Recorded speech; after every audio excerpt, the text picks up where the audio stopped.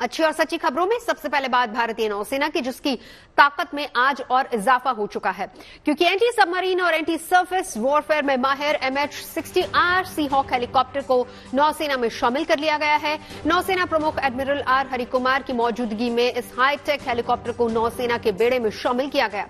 इसे Romeo helicopter भी कहा जाता है, जिसकी समुद्र में मौजूदगी से चीन और पाकिस्तान जैसे दुश्मन देश की साजिशों को वक्त रहते नाकाम किया जा सकता है।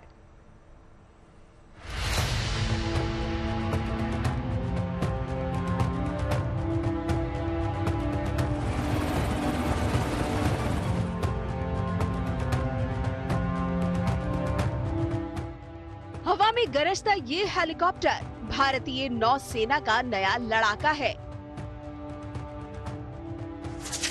जो दुश्मन की पनडुब्बियों के लिए काल है। नाम है MH-60R सीहॉक। घातक हथियारों, सेंसर और एवियोनिक्स सूट से लैस है। ये हेलीकॉप्टर आज से भारतीय नौसेना का हिस्सा बन चुका है। नौसेना प्रमुख एडमिरल आर हरिकुमार की मौजूदगी में इस हेलीकॉप्टर की पहली स्क्वाड्रन को नेवी के बेड़े में शामिल किया गया, जिसे INAS 334 स्क्वाड्रन के रूप में जाना जाता है। We are the most capable instrument of Bharatiya Nausena's resolve and commitment to the nation. Make sure that you continue pushing the envelope of operational capability. I am confident that today's commissioning will serve to inspire the Seahawks in doing their duty and doing it well. Every day, everywhere, every time. So happy landings and happy hunting. Hindustan की समुद्री सरहदों के आसपास विस्तारवादी चीन की गतिविधियां बीते कुछ सालों में तेजी से बढ़ी है, जिसे देखते हुए इंडियन नेवी भी लगातार अपनी ताकत को बढ़ाने में जुटी है। इसी कड़ी में अब इस हाईटेक हेलीकॉप्टर को नौसेना के सुपुर्द किया गया है, जो anti submarine warfare, anti surface warfare और सर्च एंड रेस्क्यू जैसी क्षमताओं से लैस है। यानी ये हेलीकॉप्टर कई तरह के मिशन को किसी भी हालत में अंजाम देने की खूबी रखता है। ये एक मल्टी मिशन हेलीकॉप्टर है, तो ये हेलीकॉप्टर बनाया गया है कि ये एक से ज्यादा मिशन परफॉर्म कर सके। इसमें बहुत सी मॉड्यूलरिटी है, हम अलग अलग मिशन के हिसाब से इसे तैयार कर सकते हैं। Anti surface warfare, anti submarine warfare, search and rescue और हर तरीके के मिशन को ये अंजाम देने में सक्षम है। तो अगर हम एंटी सरफेस वॉरफेयर कर रहे हैं तो हम इसमें रॉकेट्स एंड मिसाइल्स का यूज करेंगे। अगर हम एंटी सबमरीन वॉरफेयर यूज कर रहे हैं तो हम टॉर्पीडोज एंड सोनार्स का यूज करेंगे। तो इस तरीके से इसमें मॉड्यूलरिटी के हिसाब से अलग अलग पार्ट्स को फिट करके हम इसे अलग अलग तरीके के मिशन के लिए यूज कर सकते हैं। नौसेना के बेड़े में कई ऐसे एयरक्राफ्ट हैं जो निगरानी, जासूसी और हमला करने की ताकत रखते हैं। इसी ताकत को और बढ़ाने का काम करेगा MH-60R हेलीकॉप्टर, जिसे रोमियो के नाम से भी जाना जाता है। इस हेलीकॉप्टर को उड़ाने के लिए 3 से 4 क्रू मेंबर्स की जरूरत होती है और इसमें 2 जनरल इलेक्ट्रिक के टर्बोशैफ्ट इंजन लगे हैं, जिसकी ताकत के बूते ये हेलीकॉप्टर अधिकतम 10,433 किलोग्राम वजन के साथ उड़ सकता है। ये रोमियो हेलीकॉप्टर एक बार में 830 किलोमीटर तक की दूरी तय कर सकता है और इसकी अधिकतम रफ्तार 270 किलोमीटर प्रति घंटा है। हालांकि जरूरत पड़ने पर इसे बढ़ाकर 330 किलोमीटर प्रति घंटा तक ले जाया जा सकता है। इतना ही नहीं, इसमें कई तरह के हथियार लगाए जा सकते हैं, जिनके जरिए दुश्मन की पनडुब्बियों को ढूंढकर उन्हें समुद्र के अंदर ही नेस्तो नाबूद किया जा सकता है। जो इसकी ताकत है, इस वेट कैटेगरी में ये सबसे आधुनिक हेलीकॉप्टर है। इस हेलीकॉप्टर में हम 4 टॉर्पीडोज और कई रॉकेट्स और मिसाइल्स यूज कर सकते हैं। सो इस एयरक्राफ्ट की सबसे खास बात है कि ये किसी भी तरीके के मिशन के लिए यूज हो सकता है। तो यदि हम चाहें तो हम चाहे इसे सतह के ऑपरेशंस के लिए या सतह के नीचे वाले ऑपरेशंस के लिए भी यूज कर सकते हैं। तो सब surface as well as surface. सबसे खास बात है कि इसके जो रोटर्स एंड टेल्स हैं तो वो फोल्डेबल है। सो इसकी मदद से हम इसको हैंगर में इजीली स्टोर कर सकते हैं। तो जैसा कि आप जानते हैं कि यहाँ पे हमारे पास बहुत सारी जगह है, बट शिप्स में वैसा नहीं होता। शिप्स में बहुत जगह कंस्ट्रेंट होती है, तो वहां पे हमें इसको स्टोर करने के लिए इसका फोल्डेबल होना बहुत जरूरी है। जानकारी के मुताबिक इस हेलीकॉप्टर को इस वक्त अमेरिका, ऑस्ट्रेलिया और तुर्की की नौसेनाएं इस्तेमाल कर रही है और अब इंडियन नेवी का हिस्सा है। खबर है कि 2025 तक भारतीय नौसेना को इस तरह के 24 रोमियो हेलीकॉप्टर मिल जाएंगे, जिन्हें नौसेना के स्वदेशी युद्धपोत INS विक्रांत पर तैनात करने की योजना है। Bureau report, good news today. और बात करते हैं देश की पहली अंडर वाटर मेट्रो की, जिसका उद्घाटन आज प्रधानमंत्री नरेंद्र मोदी ने किया। उद्घाटन के बाद प्रधानमंत्री ने खुद लोगों के साथ मेट्रो का सफर किया और खास बात यह है कि अंडर वाटर मेट्रो जमीन से 33 मीटर नीचे और हुगली नदी के तल से 13 मीटर नीचे बने ट्रैक पर दौड़नी शुरू हो चुकी है। और इस मेट्रो के शुभारंभ से बंगाल के 2 अहम शहरों हावड़ा और कोलकाता के बीच कनेक्टिविटी और बेहतर हो गई है।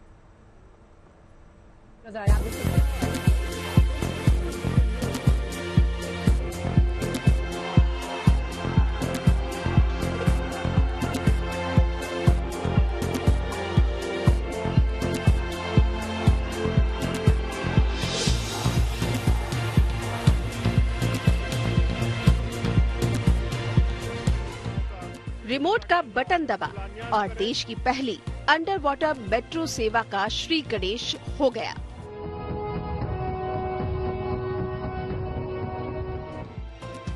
दो दिन के बंगाल दौरे पर प्रधानमंत्री नरेंद्र मोदी ने आज ये सौगात बंगाल के लोगों को दी है, जिसके बाद हुगली नदी के नीचे 520 मीटर का सफर महज 45 सेकंड में पूरा किया जा सकेगा। हावड़ा मैदान एस्प्लेनेड सेक्शन पर हुगली नदी के नीचे देश की पहली अंडर रिवर टनल में मेट्रो का हो रहा है शुभारंभ। ये अंडर वाटर मेट्रो टनल देश में इंजीनियरिंग का एक शानदार शाहकार है, जिसके शुरू होने से हावड़ा और कोलकाता की कनेक्टिविटी और भी बेहतर हो गई है।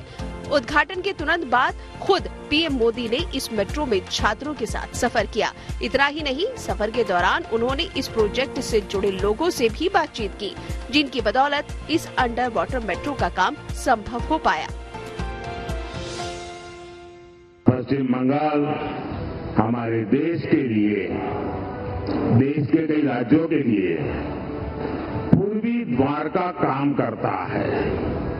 पूर्व में इस द्वार से प्रगति की अपार संभावनाओं का प्रवेश हो सकता है। इसलिए हमारी सरकार पश्चिम बंगाल में रोडवेज, रेलवेज, एयरवेज और वाटरवेज की आधुनिक कनेक्टिविटी के लिए काम कर रही है। हुगली नदी के नीचे टनल का निर्माण अपने आप में बड़ा चैलेंज था, क्योंकि अभी तक बनी सभी अंडरग्राउंड मेट्रो जमीन के नीचे थी, लेकिन ये मेट्रो जमीन से 33 मीटर नीचे हुगली नदी में बनाई जानी थी। इसी वजह से टनल बनाते समय एक भी पल के लिए मशीनों को बंद नहीं किया गया था।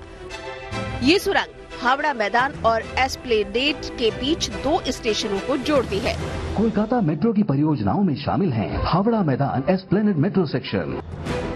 देश की पहली under water metro east west metro corridor project का एक हिस्सा है, जिसके द्वार जल्द ही जनता के लिए खुल जाएंगे। अनुमान है कि रोजाना करीब 7 से 10 लाख लोगों का सफर इससे आसान और आरामदायक होगा, जिसके लिए यात्रियों को 5 रुपए से लेकर 50 रुपए तक का किराया चुकाना पड़ेगा। देखिए, आज का दिन हावड़ा वासियों के लिए बड़ा ही ऐतिहासिक दिन है कि ये भारतवर्ष का सबसे प्रथम हम लोग का ये गंगा नदी के नीचे से टनल के द्वारा मेट्रो रेलवे का आज से चालू हुआ है।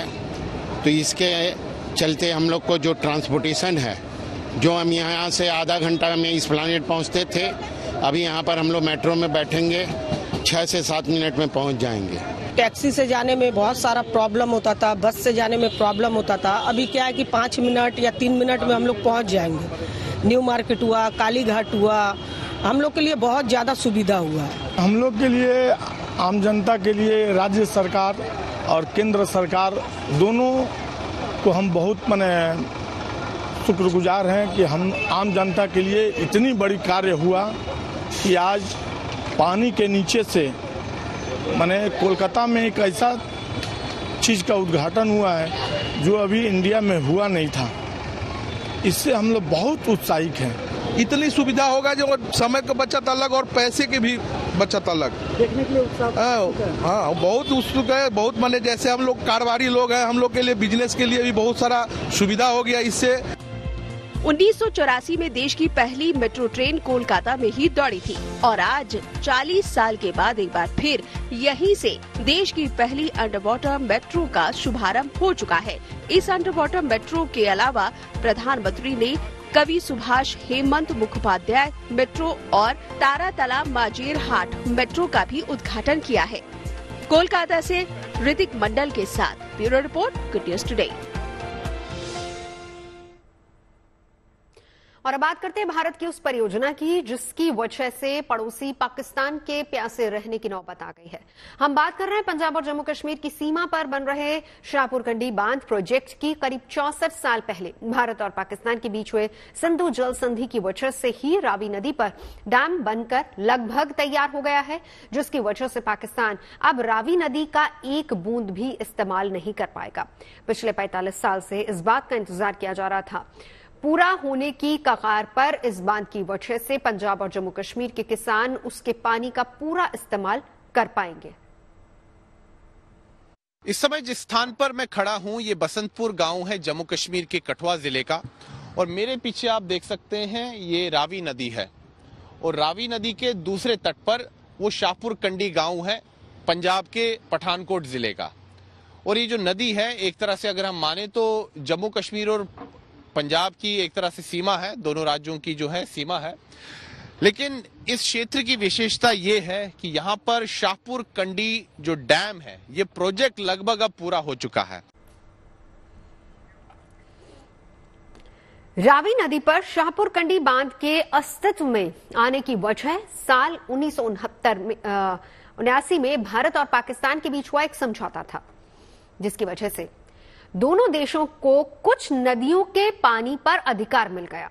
64 साल पहले हुए इस समझौते को जाने बिना शाहपुर कंडी बांध की अहमियत को समझना थोड़ा मुश्किल होगा। तो ऐसे में जल संधि का इतिहास हम आपको बताते हैं। देश की आजादी से पहले ब्रिटिश हुकूमत के दौरान दक्षिणी पंजाब में सिंधु नदी घाटी पर एक बड़ी नहर का निर्माण हुआ था। कृषि के लिहाज से वो नहर उस इलाके के लिए बहुत फायदेमंद साबित हुई। पंजाब दक्षिण एशिया का एक प्रमुख कृषि क्षेत्र बन गया। साल 1947 में जब भारत और पाकिस्तान का बंटवारा हुआ तो पंजाब भी विभाजित हुआ और उसका पूर्वी भाग भारत के हिस्से आया तो पश्चिमी हिस्सा पाकिस्तान को मिल गया। तब देश के बंटवारे के दौरान ही सिंधु नदी घाटी और इसके विशाल नहरों का भी बंटवारा हो गया, जिसकी वजह से इनसे होकर निकलने वाले पानी के लिए पाकिस्तान पूरी तरह से भारत पर निर्भर हो गया। पानी के बहाव को बनाए रखने के मकसद से 20 दिसंबर 1947 को पूर्वी और पश्चिमी पंजाब के चीफ इंजीनियरों के बीच एक समझौता हुआ। इस समझौते के तहत भारत की तरफ से 31 मार्च 1948 तक पानी का एक तय हिस्सा पाकिस्तान को देते रहने पर सहमति बनी। करीब 4 महीने के बाद यह समझौता खत्म हो गया, जिसके बाद भारत ने 1 अप्रैल 1948 को 2 प्रमुख नहरों का पानी रोक दिया, जिसकी वजह से तब पाकिस्तान के हिस्से वाले पंजाब की 17 लाख एकड़ जमीन पर सिंचाई का संकट खड़ा हो गया। इसके बाद भारत और पाकिस्तान के बीच पानी के मुद्दे को सुलझाने के लिए बातचीत का सिलसिला शुरू हुआ। करीब 1 दशक तक चली बैठकों के बाद 19 सितंबर 1960 को कराची में सिंधु नदी घाटी समझौते पर हस्ताक्षर हुए। इस समझौते के तहत सिंधु नदी और उसकी सहायक नदियों के पानी का बंटवारा हुआ, जिसके तहत पाकिस्तान को सिंधु, झेलम और चिनाब नदी के पानी पर अधिकार मिला, जबकि सिंधु जल संधि के तहत भारत को रावी, सतलज और ब्यास नदी के पानी का हक मिला। इस समझौते के तहत भारत को 20% हिस्सा और पाकिस्तान को 80% हिस्सा मिलता है। हालांकि भारत आवंटित हिस्से का करीब 90% पानी ही इस्तेमाल कर पा रहा है। उसके हिस्से का बाकी बचा पानी भी पाकिस्तान ही इस्तेमाल कर रहा था। पाकिस्तान को ऐसा करने से रोकने के लिए ही भारत ने रावी नदी पर शाहपुर कंडी बांध बनाया, जिसकी वजह से अब जम्मू कश्मीर और पंजाब के किसानों को सिंचाई के लिए पर्याप्त पानी मिल पाएगा। अब यह प्रोजेक्ट लगभग पूरा हो चुका है और आप देख सकते हैं कि जल जो है पूरी तरह से रोक दिया गया है। जो जल पाकिस्तान की तरफ जाता था उसको रोक दिया गया है और अभी अब 2 से 3 महीने और लगेंगे। थोड़ा सा कार्य शेष है, अभी भी 10% कार्य इस प्रोजेक्ट में, और जब वो कार्य पूरा हो जाएगा इस डैम का विधिवत तौर पर जो है उद्घाटन होगा और बाद में ये जो जल है जो रोका जाएगा इसका प्रयोग जो है सिंचाई के लिए किया जाएगा। पंजाब के किसानों को इसका लाभ मिलेगा, जम्मू कश्मीर के किसानों को इसका लाभ मिलेगा और जम्मू कश्मीर के 2 जिले सांबा और कठुआ, इन दोनों को इसका लाभ मिलेगा। और यहाँ पर देखिए कनाल भी लगभग तैयार हो चुकी है। इस कनाल से ही जल जो है वो कठुआ और सांबा जिले की तरफ जाएगा और 32,000 हेक्टेयर, 30,000 हेक्टेयर से अधिक यानी कि 32,000 हेक्टेयर की जो भूमि है जम्मू कश्मीर की, उसको जल मिलेगा सिंचाई के लिए और पीने का पानी भी मिलेगा। तो बहुत बड़ा प्रोजेक्ट है, इसका काफी महत्व है, ये राष्ट्रीय प्रोजेक्ट है। और साथ ही में अगर दूसरी तरफ हम देखें तो पंजाब है, पंजाब का पठानकोट जिला है, तो 2 जिले पंजाब के जो है उनको काफी इसका लाभ मिलेगा, पठानकोट और गुरदासपुर। और 5,000 हेक्टेयर की भूमि जो है पंजाब की, उसको भी लाभ मिलेगा, वहां पर भी जल मिलेगा इस रावी नदी का सिंचाई के लिए और पीने के पानी के लिए। और आने वाले कुछ समय में यहाँ पर हाइड्रो इलेक्ट्रिक प्रोजेक्ट भी बन रहा है जो कि बताया जा रहा है कि 2025 तक समाप्त हो जाएगा। तो बिजली भी यहाँ से निकाली जाएगी और उस बिजली का प्रयोग जम्मू कश्मीर के लोगों को उसका लाभ मिलेगा, पंजाब के लोगों को उसका लाभ मिलेगा। और ये जो मैं कैनाल की बात कर रहा था, यहीं से पानी जो है जम्मू कश्मीर के सांबा और कठुआ जिले की तरफ जाएगा। लेकिन जो बड़ी बात है, रावी नदी जिसका नियंत्रण हमें मिला था 1960 के समझौते के अनुसार, उसका 5 से 10% पानी जो है पाकिस्तान की तरफ जा रहा था। लेकिन अब ऐसा नहीं होगा। अब 100% वो पानी जो है रावी नदी का उसका हम प्रयोग करेंगे, उपयोग करेंगे और इसका जो लाभ है जम्मू कश्मीर और पंजाब के किसानों को मिलेगा, जम्मू कश्मीर और पंजाब की जनता को मिलेगा। वीडियो जर्नलिस्ट नीरज कुमार के साथ मैं सुनील भट्ट, पंजाब जम्मू कश्मीर सीमा, रावी नदी के तट से जीएनटी। शाहपुर कंडी बांध प्रोजेक्ट के पूरा होने के लिए पंजाब और जम्मू कश्मीर के किसानों को 45 साल का इंतजार करना पड़ा। साल 1979 में पंजाब और जम्मू कश्मीर के तत्कालीन सरकारों के बीच पाकिस्तान का पानी रोकने के लिए रंजीत सागर बांध और शाहपुर कंडी बैराज बनाने के लिए समझौता हुआ था। साल 1982 में पूर्व प्रधानमंत्री इंदिरा गांधी ने इस परियोजना की नींव रखी थी। इसकी 16 साल बाद यानी कि साल 1998 तक इसके पूरा होने की उम्मीद थी। साल 2001 में रणजीत सागर बांध का निर्माण तो पूरा हो गया था, लेकिन पंजाब और जम्मू कश्मीर सरकारों के बीच किसी विवाद की वजह से शाहपुर कंडी बांध नहीं बन पाया। साल 2008 में इस प्रोजेक्ट को राष्ट्रीय परियोजना घोषित किया गया, फिर भी इसका काम साल 2013 में ही शुरू हो पाया। साल 2014 में पंजाब और जम्मू कश्मीर में विवाद के कारण परियोजना फिर से रोक दी गई थी। साल 2018 में दोनों राज्यों में समझौते के लिए रास्ता साफ हो पाया। इसके बाद ही शाहपुर बांध के निर्माण का काम शुरू हो पाया और अब वो 90% से ज्यादा पूरा हो चुका है। 2 से 3 महीने के अंदर ये पूरी तरह से तैयार हो जाएगा, जिसके बाद आधिकारिक रूप से इसका उद्घाटन हो जाएगा। 55.5 मीटर ऊंचे शाहपुर कंडी बांध परियोजना में 206 मेगावाट की कुल क्षमता वाली 2 पन बिजली परियोजनाएं भी शामिल हैं, जिसे रंजीत सागर बांध प्रोजेक्ट से 11 किलोमीटर नीचे रावी नदी पर बनाया गया है। पंजाब के अलावा बांध से पैदा होने वाली बिजली का 20% हिस्सा जम्मू कश्मीर को भी मिल सकेगा। खबरें सच्ची होनी चाहिए, अच्छी खुद ब खुद लगती हैं। Navjot Randhawa signing off. आप सुनते रहे गुड न्यूज, देखते रहे गुड न्यूज टुडे।